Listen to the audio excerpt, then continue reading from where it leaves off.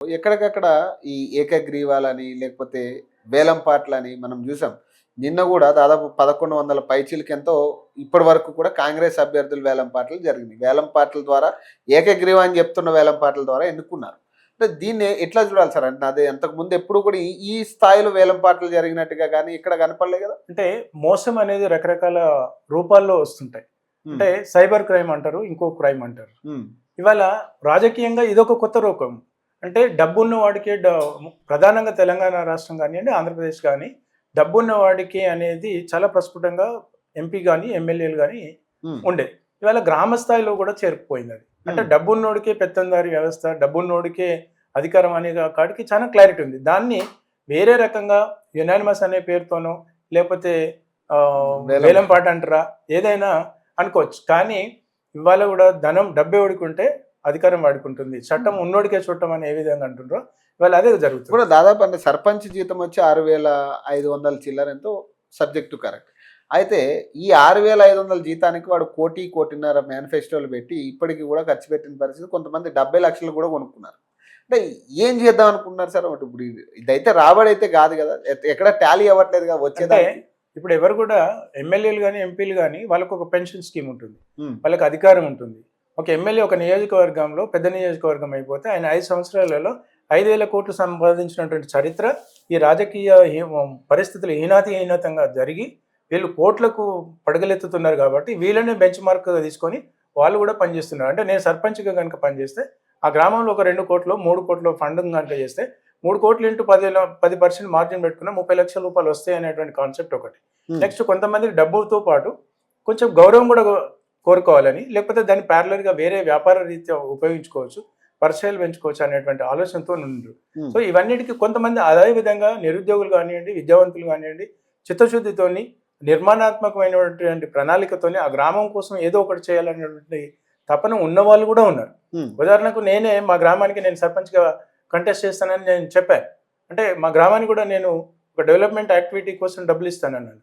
అంటే డబ్బు కేవలం వేలం పాటలు అనే కాదు, అది మొత్తం నిస్వార్థమైంది అని అన్నాను, అట్లని స్వార్థమైంది అని అన్నాను. ఎందుకు అంటే చిత్తశుద్ధితోని డెవలప్మెంట్ కోసం ఆస్పెక్ట్ పనిచేసే వాళ్ళు ఉన్నారు, స్వార్థంతో ఆలోచన ముందు జాగ్రత్త పెట్టుకొని చేస్తున్నటువంటి క్రమం కూడా ఉంది.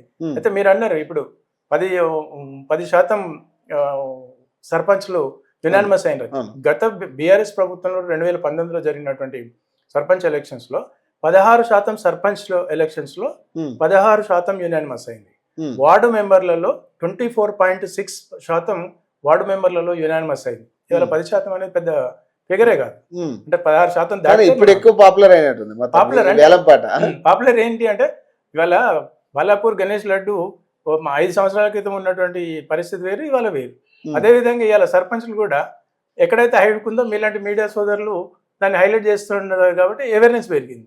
అంటే 10 సంవత్సరాల కింద ఈ మీడియా అంతా యాక్సెసిబుల్ లేదు కదా. కానీ ఇప్పుడున్న గణాంకాల ప్రకారం లేదంటే ఇప్పుడు కుల విభజన లేకపోతే ఏదైతే జనగణన చేస్తామని ఇప్పుడు సెంట్రల్ గవర్నమెంట్ అనౌన్స్ చేయడం జరిగింది.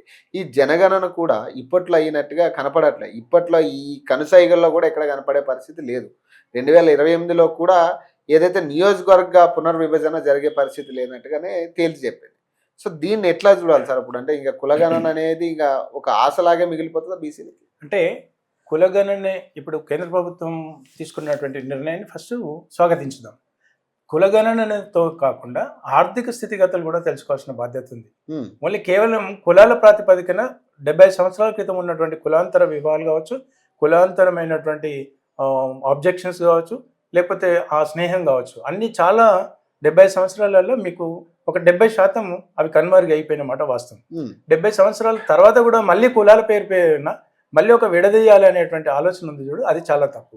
కులాలలో వెనుకబడిన కులాలు, దళితులు, లేకపోతే ఎస్సీ ఎస్టీలు ఇలాంటి వాళ్ళు ఉంటారు కదా, ఈ వీటిలో కూడా డబ్బు సంపాదించారు కదా, ఆ ఆర్థిక సంపన్నులు ఎవరో వాళ్ళని కూడా ఎలివేట్ చేయాలి. వాళ్ళని కూడా ఐడెంటిఫై చేసినప్పుడే అణగారిన వర్గాలు, అట్టడుగు స్థాయిలో ఉన్నటువంటి వాళ్ళు అప్లిఫ్ట్ అయ్యే అవకాశం ఉంటుంది.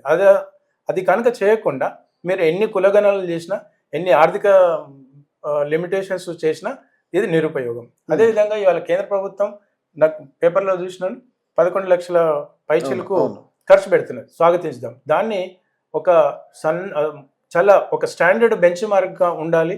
దాన్ని బెంచ్ మార్క్ తీసుకొని ప్రభుత్వాలు కూడా రాజకీయంగా కానివ్వండి, విద్యా ఉద్యోగాలలో కానివ్వండి, అది ఒక కొలమానికంగా ఉంటే బాగుంటుంది అనేది నేను కోరుకుంటున్నాను. కానీ రాజకీయంగా అది ఇప్పటికిప్పుడు ఇంప్లిమెంటేషన్ అవ్వదు. ఎందుకంటే ఇవాళ ఉదాహరణకు రాహుల్ గాంధీ గారు తీసుకోండి. రాహుల్ గాంధీ గారు పార్లమెంట్లో బీసీ బిల్లు గురించి చర్చ జరగలేదు. అసలు లేవనెత్తింది ఆయన కదా తెలంగాణ.